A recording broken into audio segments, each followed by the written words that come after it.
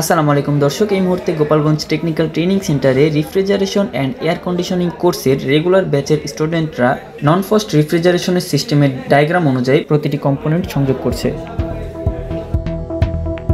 প্রতিটি শিক্ষার্থী মনোযোগ সহকারে compressor, relay, overload protector, thermostat এবং ফ্যান মোটরের সঠিক সংযোগ স্থাপন করছে।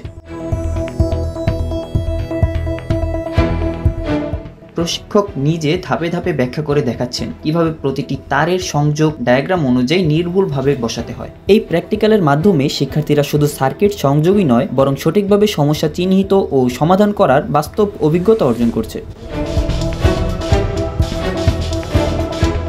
গোপালগঞ্জ টেকনিক্যাল ট্রেনিং সেন্টার সবসময় হাতে কলমে প্রশিক্ষণের মাধ্যমে দক্ষ জনশক্তি তৈরির কাজ করে যাচ্ছে।